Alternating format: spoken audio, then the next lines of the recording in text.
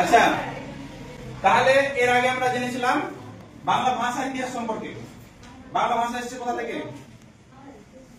Indo ইউরোপীয় আর্য ভাষা থেকে বাংলা ভাষার জন্ম হয়েছে। ক্রম বিকাশটা আমরা দেখেছিলাম। এরকম ভাবে একটা ছকের মাধ্যমে আমরা দেখেছিলাম যে বাংলা ভাষা কিভাবে জন্ম হয়েছে। আজকে দেখবো যে বাংলা লিপি কিভাবে জন্ম হয়েছে। বাংলা লিপি আজকে যে আমরা অ লিখছি, অ লিখছি বা আ লিখছি, এই লিপিগুলো কি এখনকার মতোই ছিল না এর আগে অন্যরকম ছিল? এই ইতিহাসটা আমরা আজকে জানবো, লিপির ইতিহাস, বাংলা লিপির ইতিহাস।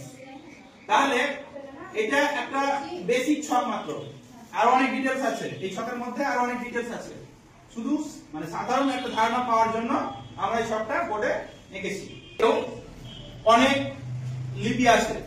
এটা হচ্ছে খ্রিস্টপূর্ব ৩য় শতকের, এর আগে ৪র্থ শতকের আছে, তার আগে রোমীয় লিপি আছে, ওগুলো আমরা দেখবো একটু পরে। সব আছে আমাদের কাছে, সব দেখবো। তাহলে এটা শুরু হচ্ছে কখন থেকে? খ্রিস্টপূর্ব ৩য় শতক। আচ্ছা, তখন কি হয়েছিল? ভারতে প্রাপ্ত বিভিন্ন অনুশাসনের লিপি, তখন অনেকগুলো লিপি ছিল, যেমন অশোকের লিপি আছে, কুষাণদের লিপি আছে, গুপ্ত লিপি আছে, অনেক লিপি আছে। বিভিন্ন অনুশাসন মানে যারা শাসন করেছে, রাজ্য শাসন করেছে যারা, যেমন গুপ্ত যুগ আছে, তারপরে কি আছে অশোকের যুগ আছে, তারপরে কুষাণ যুগের লিপি আছে, এরকম অনেক লিপি আছে। অনেক লিপি তখন ছিল, যেমন অনেক ভাষা বংশ ছিল আগে, তেমন অনেক লিপিও কিন্তু ছিল। এই বিভিন্ন অনুশাসনের লিপিগুলোকে দুই ভাগে ভাগ করা হয়েছে। বিভিন্ন রাজার অনুশাসনের যে লিপি, এগুলোকে দুই ভাগে ভাগ করা হয়েছে। একটা হচ্ছে ব্রাহ্মী লিপি, আর একটা হচ্ছে খরস্ত লিপি। আমাদের বাংলা লিপির জন্ম হয়েছে মূলত, মানে যেটা বেশিরভাগ পণ্ডিতদের মত, সেই মত হচ্ছে যে এই ব্রাহ্মী লিপি থেকে আমাদের যে বাংলা ভাষার লিপি এই যে আমরা দেখছি, এগুলোর জন্ম হয়েছে।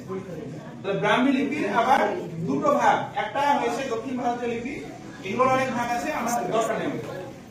আরেকটা হচ্ছে উত্তর ভারতীয় লিপি। দক্ষিণ ভারত বলতে সাউথ, আর উত্তর ভারত বলতে আমাদের এই সাইডটা।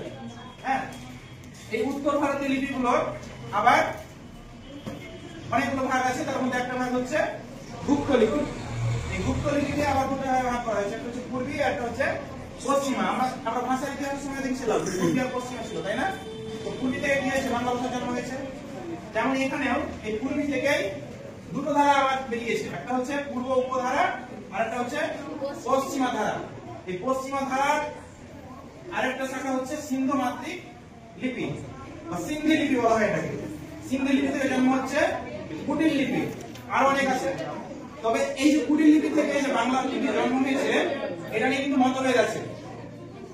এক একজন কিন্তু একরকম বলে, বিভিন্ন পণ্ডিতদের মধ্যে মতভেদ আছে। তাহলে এটা নিয়ে আমরা মতভেদ আছে, যেহেতু এই কুটিল লিপি থেকে আবার দুটো লিপির জন্ম হচ্ছে, একটা হচ্ছে নাগরী লিপি, একটা হচ্ছে দেবনাগরী লিপি। দেবনাগরী লিপিটা হচ্ছে সংস্কৃত লিপি আমাদের, আর যে সংস্কৃত আমরা দেখছি বা পড়ছি, এই সংস্কৃত লিপির জন্ম। এই লিপির জন্ম হয়েছে মাত্র 1000 বছর আগে। কত বছর আগে? 1000 বছর আগে দেবনাগরী লিপির জন্ম হয়েছে। যে সংস্কৃত লিপি আমরা পড়ছি আজকে, যে সংস্কৃত লিপিতে রামায়ণ মহাভারত লেখা হয়েছে, এই লিপিটার জন্ম হয়েছে মাত্র 1000 বছর আগে। তো দেবনাগরী লিপি থেকে চলে গেল, আরেকটা লিপি চলল নাগরী লিপি।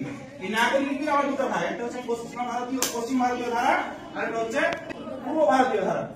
এই পূর্ব ভারতীয় ধারা থেকে বিবর্তনের মাধ্যমে আমাদের এই প্রথম বাংলা লিপির জন্ম হয়েছে।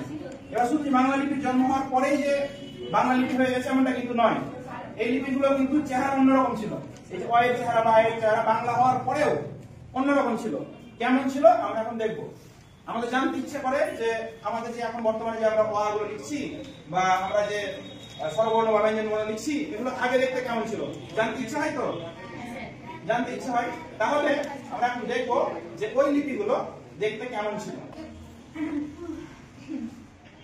তাহলে আমরা এখন দেখলাম যে লিপিগুলো কিভাবে একটার পর একটা বা কোন লিপি থেকে কোন লিপি জন্ম হয়েছে। এখন আমরা প্র্যাকটিক্যালি দেখবো যে প্রত্যেকটা লিপির কিভাবে জন্ম হয়েছে। এখানে দেখো স্বরবর্ণগুলো দেওয়া আছে, অ থেকে ও পর্যন্ত দেওয়া আছে এখানে এখানে। তারপরে ক থেকে হ অবধি দেওয়া আছে, তারপরে আর পাওয়া যায় না। অনেক খোঁজাখুঁজি করা হয়েছে কিন্তু পাওয়া যায়নি বাকি লিপিগুলো, বা বাকি লিপিগুলো কিভাবে এলো বোঝা যায় না। দেখো এখানে স্বরবর্ণের ক্ষেত্রে এই অ থেকে এই গ অবধি এই ভাগটা কিন্তু একটু বেশি, এই ভাগটা কিন্তু কম আছে এখানে। যেমন দেখো এখানে হচ্ছে রোমীয় লিপি। প্রথমে রোমীয় লিপি কিরকম ছিল?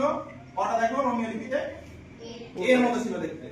তারপরে অশোকের শাসনকাল কখন? খ্রিস্টপূর্ব 4র্থ শতাব্দী।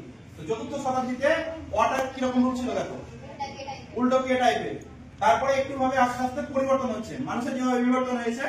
হ্যাঁ, মানুষের আগে বড় বড় দাড়ি ছিল বা গায়ের রং ছিল বেশি। তো এভাবে যেমন মানুষের আস্তে আস্তে বিবর্তন হয়েছে, সেরকম ভাবে লিপিরও কিন্তু বিবর্তন হয়েছে। হ্যাঁ, আস্তে আস্তে দেখো বিবর্তন হতে হতে হতে হতে আমাদের আজকের যে স্বরধ্বনি আমাদের, সেই এর জন্ম হয়েছে। আয়েরও ঠিক সেভাবে জন্ম হয়েছে। তবে যেগুলো ফাঁকা দেখছো, এই ফাঁকাগুলো কিন্তু জানা যায়নি এখন অব্দি। এখন অব্দি জানা যায় না যে এগুলোর পূর্ব অবস্থা কিরকম ছিল। তার প্রশ্ন হচ্ছে যে এগুলো কোথা থেকে আমরা জানলাম? এগুলো বিভিন্ন লিপি থেকে জানা গেছে। যেমন অশোকের বিভিন্ন শিলালিপি থেকে আমরা এই লিপিগুলো পেয়েছি, অশোকের শিলালিপি। তো এই যে বিভিন্ন যুগে বিভিন্ন লিপি আমরা উদ্ধার করেছি, বিভিন্ন ম্যানুস্ক্রিপ্ট, বিভিন্ন পাণ্ডুলিপি, বিভিন্ন ইনস্ক্রিপশন, বিভিন্ন পাথরে খোদাই করা লিপি, এই বিভিন্ন জায়গা থেকে গবেষকরা আবিষ্কার করেছে। সেগুলোকে আমরা এক জায়গায় করে এখানে সংগ্রহ করেছি। তারপরে দেখো এই যে এর অবস্থাটা দেখো পুরোপুরি ত্রিভুজ আকৃতি ছিল। হর্ষই আকৃতি আগে ছিল।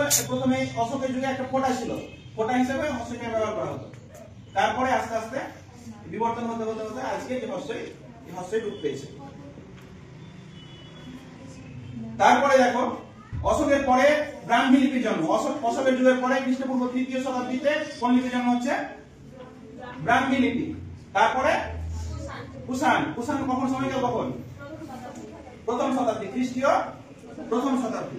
তারপরে কুটিল লিপি, তারপরে হচ্ছে গুপ্ত লিপির জন্ম কখন? 5ম শতাব্দী।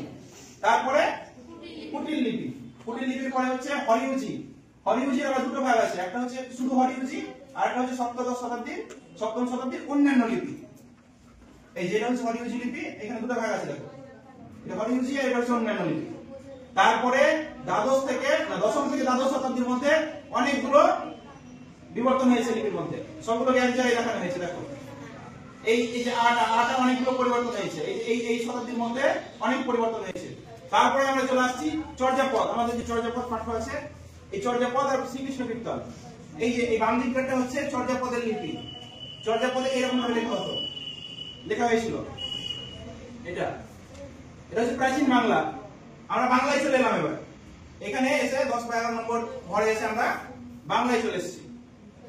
দেখো চর্যাপদের বাংলা কিরকম ছিল? চর্যাপদ এটা এটা হর্ষই। তার পরবর্তীকালে শ্রীকৃষ্ণ কীর্তনের যুগে আবার লিপিগুলো বিবর্তন হয়েছে। তারপরে আমরা এখন যে বাংলা ব্যবহার করছি, এই বাংলা। অনুরূপভাবে এখানে ট থেকে আছে, এখানে ট থেকে আছে, কিন্তু এই লিপিগুলো সেরকম কোনো পরিবর্তন হয়নি।